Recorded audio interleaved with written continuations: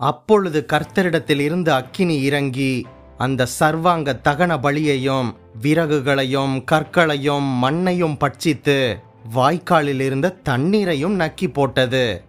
ஜனங்கள் எல்லாரும் இதை கண்டபோது முகம் குப்புற விழுந்து கர்த்தரே தெய்வம் என்றார்கள் என்று 1 ராஜாக்கள் 18:38-39 வசனத்தில் பார்க்கின்றோம். உலகத்தில் இருக்கின்ற எல்லா பொருட்களையும் நாம் திடப்பொருள், திரவ பொருள், வாயு பொருள் என்று 3 நிலைகளில் பிரிக்கின்றோம். ஆனால் அதில் அக்கினி என்பது எந்த வகையை சேர்ந்தது? இது திட, திரவ, வாயு பொருளா? இல்லவே இல்லை. அக்கினி என்பது ஒரு அதிசயமான பொருள். அக்கினி என்று சொல்லும்போது பல வகையான அக்கினிகள் நம்முடைய ஞாபகத்திற்கு வருகின்றன அல்லவா? இந்த வீடியோவில் வேதாகமத்தில் குறிப்பிடப்பட்டிருக்கின்ற 10 வகையான வானத்து அக்கினிகள் பற்றி, குறிப்பாக இயற்கையான அக்கினி, பரிசுத்த அக்கினி, நேசம் எனும் அக்கினி, பாரம் எனும் அக்கினி, பாடுகளாகிய அக்கினி, நியாய தீர்ப்பின் அக்கினி, உத்தரவு அருளுகின்ற அக்கினி, மகிமையின் அக்கினி, ஞானஸ்நான அக்கினி மற்றும் நித்திய அக்கினி என்று இந்த 10 வகையான அக்கினிகள் பற்றி பார்க்க போகின்றோம். இது ஒரு புதிய கண்ணோட்டத்தை உங்களுக்கு கொடுக்கும் என்று நம்புகின்றேன். ஆகவே வீடியோவை கடைசி வர பாருங்க. முதலாவதாக இயற்கையான அக்கினி பற்றி பார்க்கலாம். நமது அன்றாட வாழ்வில் தீ என்பது ஒரு அக்கினி. அது நமக்கு உதவியாகவும் பிரயோஜனமாகவும் இருக்கின்றது.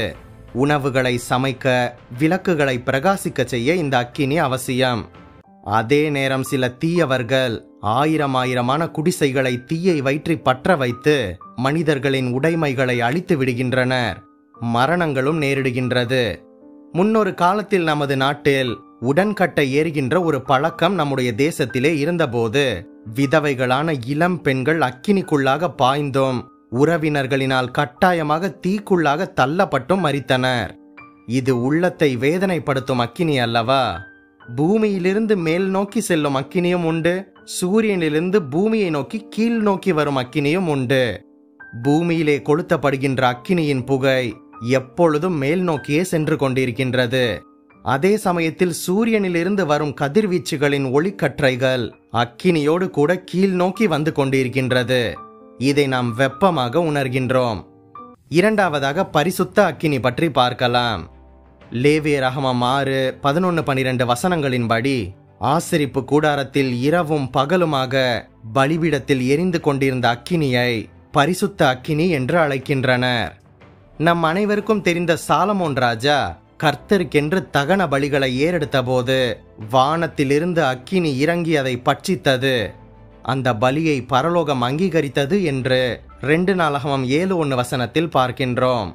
இன்னொரு சம்பவத்தில் சிம்சோனின் பெற்றோர் கர்த்தருடைய தூதரானவருக்கு கண்மலையின் மேல் பலியை செலுத்தின போது அக்கினி ஜுவாலை பலிபீடத்திலிருந்து வானத்திற்கு நேராக எழும்புகையில் கர்த்தருடைய தூதனானவர் பலிபீடத்தின் ஜுவாலையிலே ஏறி போனார் என்று நியாயாதிபதிகள் 13:20 வசனத்தில் பார்க்கின்றோம்.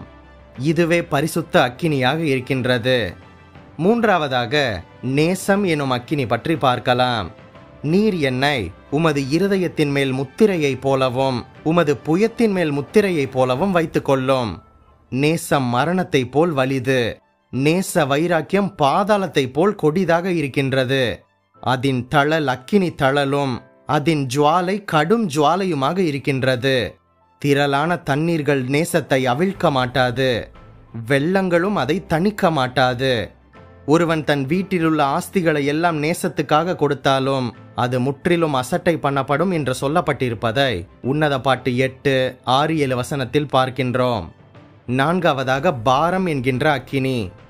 ஜனங்களை பற்றிய பாரம், சபைகளை பற்றிய பாரம், ஆத்துமாக்களை பற்றிய பாரம், தேசத்தை பற்றிய பாரம் ஒவ்வொரு தேவனுடைய பிள்ளைக்கும் இருக்க வேண்டியது ஒரு அவசியமாக இருக்கின்றது. எரேமியா தீர்க்கதரிசி இப்படியாக சொல்கின்றார்: ஆதலால் நான் அவரை பிரஸ்தாபம் பண்ணாமலும் இனி கர்த்தருடைய நாமத்திலே பேசாமலும் இருப்பேன் என்றேன். ஆனாலும் அவருடைய வார்த்தை என் எலும்புகளில் அடைபட்டு எரிகின்ற அக்கினியைப் போல் என் இருதயத்தில் இருந்தது. அதை சகித்து இளைத்து போனேன். எனக்கு பொறுக்க கூடாமல் போயிற்று என்று அவர் சொல்வதை எரேமியா 20:9 பார்க்கின்றோம். ஐந்தாவதாக பாடுகளாகிய அக்கினி. பாடுகளையும் நிந்தைகளையும் அவமானங்களையும் கூட நமது வேதாகமம் அக்கினிக்கு ஒப்பிட்டு பேசுகின்றது. நீ அக்கினியில் நடக்கும்போது வேகாதிருப்பாய், அக்கினி ஜுவாலை உன் பேரில் பற்றாது என்று கூறப்பட்டிருப்பதை ஏசாயா 43:2 பார்க்கின்றோம். ஆறாவதாக நியாய தீர்ப்பின் அக்கினி.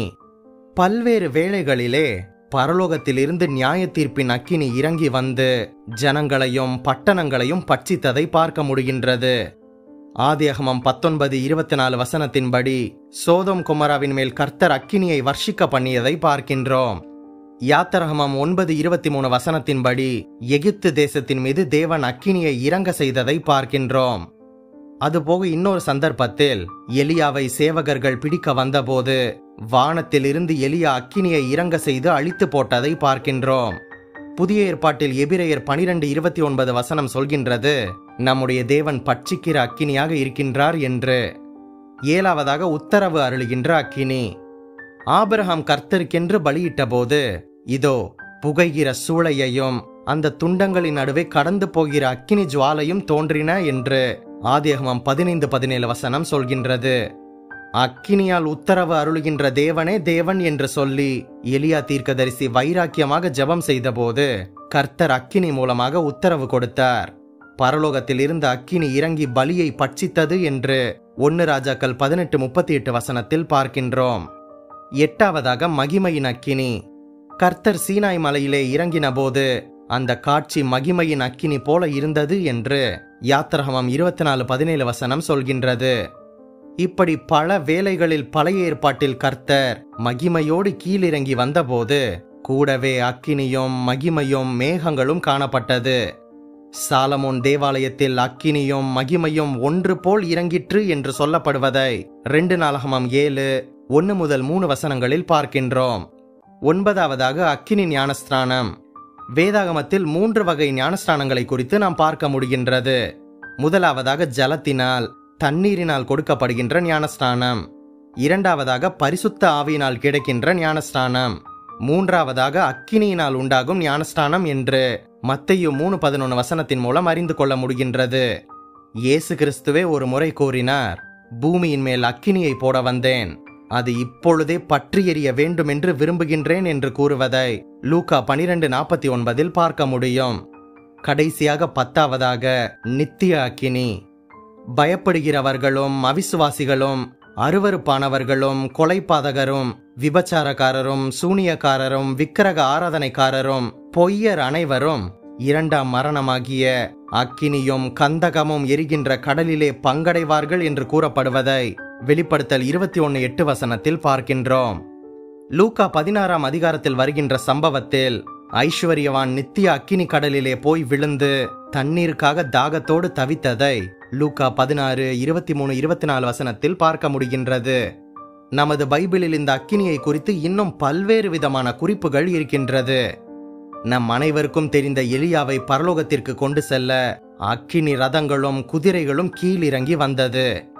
எலிசா தீர்க்கதரிசியை பாதுகாக்க சமாரியா மலை நெடுகிலும் கர்த்தர் அக்கினிமயமான ரதங்களையும் குதிரைகளையும் கொண்டு வந்து நிறுத்தியதை பார்க்கின்றோம். சகரியா 2:5 சொல்கின்றது, கர்த்தர் எப்பொழுதும் தம்முடைய பிள்ளைகளை அக்கினி மதிலாக சூழ்ந்து கொள்கின்றாராம். பழைய ஏற்பாட்டில் கர்த்தருடைய ஊழியக்காரர்கள் எப்பொழுதெல்லாம் பலிபீடத்தில் பலியை செலுத்தினார்களோ அப்பொழுதெல்லாம் பரலோகத்திலிருந்து அக்கினி இறங்கி வந்தது. அன்றியும் கர்த்தருடைய சந்நிதியிலிருந்து அக்கினி புறப்பட்டு பலிபீடத்தின் மேல் இருந்த சர்வாங்க தகன பலியையும் கொழுப்பையும் எரித்துவிட்டது. ஜனங்கள் எல்லாரும் அதை கண்டபோது ஆராவாரித்து முகம் குப்புற விழுந்தார்கள் என்று லேவியராகமம் 9:24 சொல்கின்றது.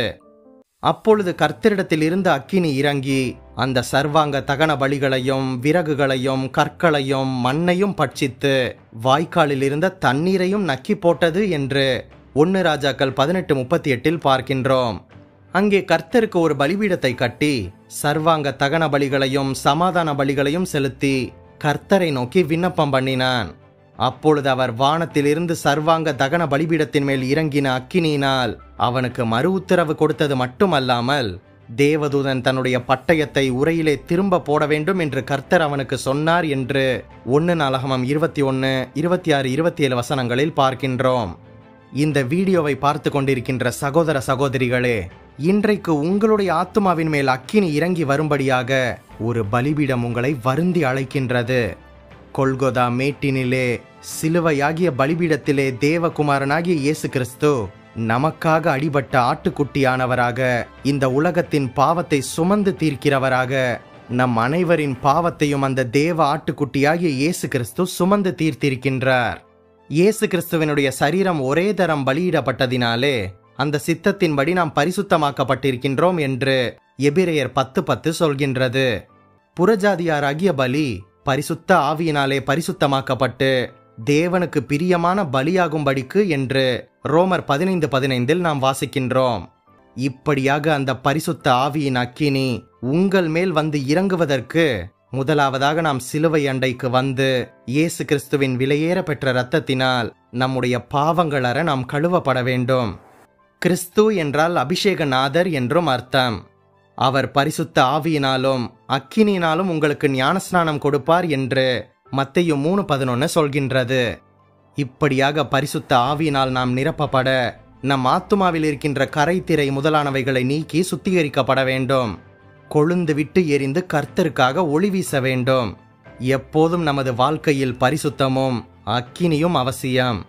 அன்றைக்கு எருசலேமிலே சீஷர்கள் மேல் கர்த்தர் போட்ட அக்கினி இன்று உலகமெங்கும் நிரம்பியிருக்கின்றது. நாம் இந்த அபிஷேகத்தை பெற்றுக்கொண்டு கர்த்தருக்காக பெரிய காரியங்களை சாதிக்க வேண்டும். நாம் கர்த்தருக்காக பக்தி வைராக்கியமுள்ள ஒரு அக்கினி ஜுவாலையாக விளங்கினால் இந்த அபிஷேகத்தின் மூலமாக நம்முடைய ஓட்டத்தை நாம் வெற்றிகரமாக முடிப்போம் அல்லவா? நாம் ஆசீர்வதிக்கப்பட்டவர்கள். இந்த வீடியோவில் 10 விதமான வானத்து அக்கினிகள் பற்றி தெரிந்து கொண்டிருப்பீர்கள் என்று நம்புகின்றேன். நம் பைபிள் விஸ்டம் தமிழ் சேனல் ஊழியங்களுக்கு உங்களால் முடிந்த உதவிகளை செய்யுங்கள். இந்த வீடியோவையும் நமது சேனலையும் உங்கள் கிறிஸ்தவ நண்பர்களுக்கு அறிமுகம் செய்யுங்கள்.